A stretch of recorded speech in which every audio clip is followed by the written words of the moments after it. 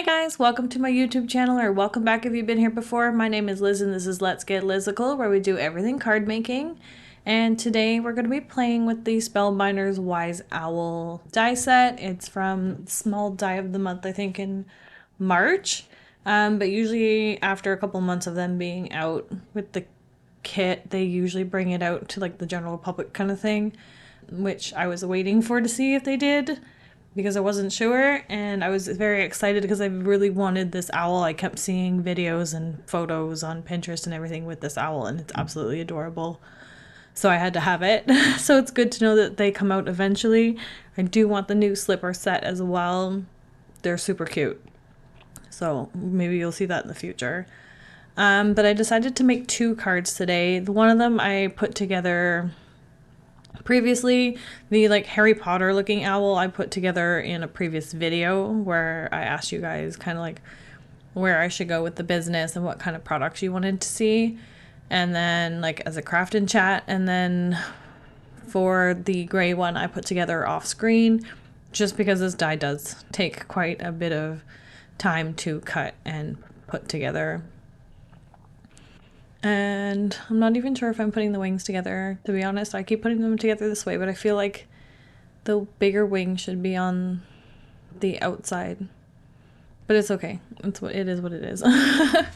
It's still cute. But anyway, so I cut all the pieces out of the cardstocks that I needed to. In the original video that I did with the first one, I ended up cutting most, if not all, in white, and then I colored them with my like alcohol markers, but it's much easier just to cut the cardstocks, and then there's no coloring necessary, and like there's enough embossing and stuff in the dies that it gives it the detail it needs without having to ink blend or color. You could definitely add more shading to this if you wanted to, but I feel like it's not always necessary, so I didn't do it for these ones. I did add a few highlights for like on the scarf and the wings and the toes, I think, and then in the eyes, just because I cut the backing of the eye in yellow and I wanted the highlight to be white, so I didn't want to have to cut it again in the like white color for the black portion. Like I would have had to cut the black portion in white and black, so instead I just used my gel pen. It filled in the whole fine. And then I did my scarf pieces in red and green. So because you have to cut them twice because all the scarf pieces are connected, you get two scarves out of it. So what I did was I put together both scarves for the green and the red, and then the two blue shades. So now I have two extra scarves I could use on other cards if I decide to make more of these. Or maybe I can find a stamp set that's big enough for a neck. I don't know. We'll see. But I just thought I would put them together now, just so I didn't have a bunch of little pieces hanging around, and I could just like have them at the ready when needed, and I didn't have to worry about cutting those again. The one problem with layering dies is that it takes quite a bit of time to cut out all the pieces, but it's definitely worth it in the end. Spellbinders dies are really good, and I love Honeybees dies as well. They do a really good job with their lovely layers ones, which is the bat and the crow ones that I used at Halloween time. So these are my like go-to companies for dies. And now I'm going to be using the book on the red and green option. And then for the blue one, I figured it was more of like a wintry scene, so we're gonna put that one on a branch, which is why I brought out this Simon Says stamp. I think it's called Beautiful Birds stamp set.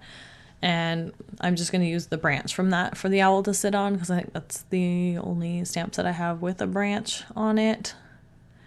So it's just quick and simple to color, and we'll just be adding that to the card, but you'll see it come together soon. For the book, I just added a bit of shading to like the edges of the book, and also for the pages I added a bit of shading into the like embossed lines for that. You could also, like I cut gold inlays for these. You could also do the pages in the gold if you wanted to, because then it would look like one of those books where it has like the gilded edges to them. That might actually look nice. I might try that for another card. Also, I might just cut up a bunch of these books and just use them for another type of card at some point. Like, we'll see. You can use your dies for anything, right? So maybe I need a stack of books for something. Maybe for the crow to sit on. We'll see. Ideas are flowing through my head as usual while I do voiceovers. But anyway, I did the red and gold book, and I have the owl with the red and green scarf. So this is kind of my more traditional Christmas card. Maybe the owl sitting on top of, you know, the Christmas Carol or something.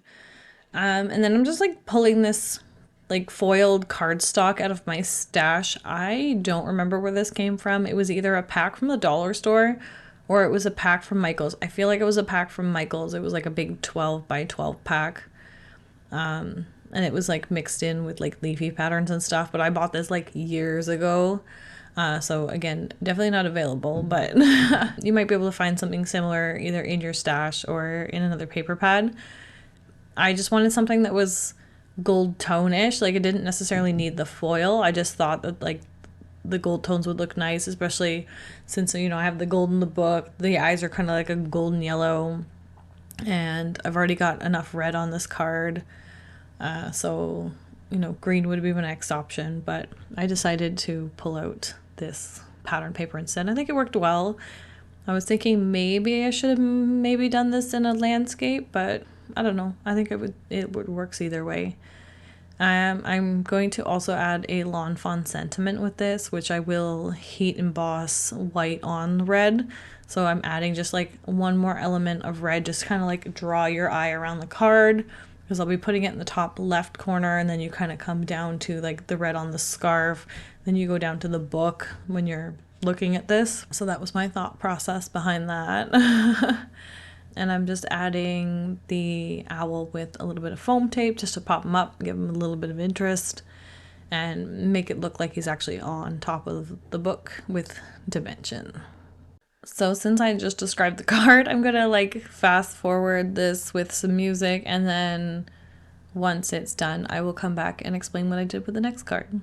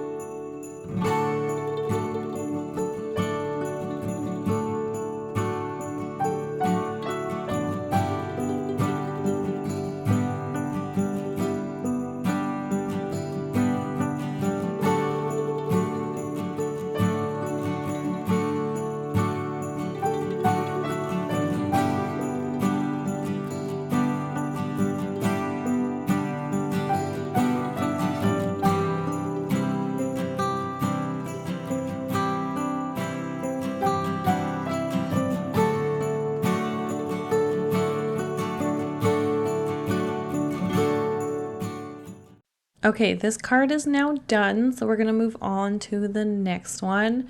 This one we're going to save a bit more time because with the owls obviously already done. That's what takes the most time, I would say, is die cutting and assembling these owls, just because it takes quite a bit of time.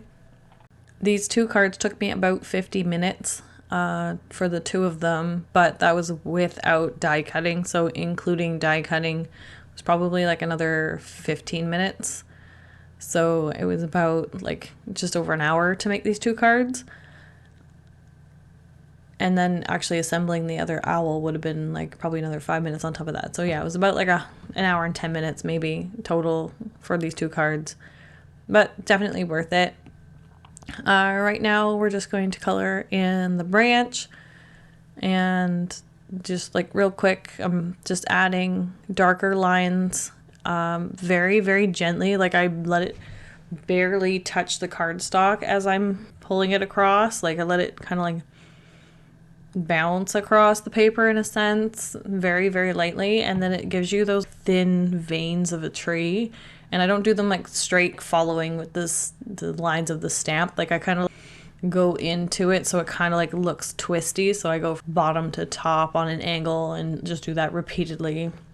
And then I use a lighter color to help blend it out, but it still leaves that texture of the darker marker. So that's how I like to color in trees and twigs and stuff like that. And then I'm just gonna re-stamp the images again here before I go ahead and cut this out on my cutting machine. I must have had like the one tip of the leaf off or something that cut it off at like again at the very end, and I decided that 5 leaves would be better anyway, so I ended up just cutting that off, and then I just used my white gel pen to color over the area so it's almost like a whiteout pen where that end of the branch would have connected to the other side.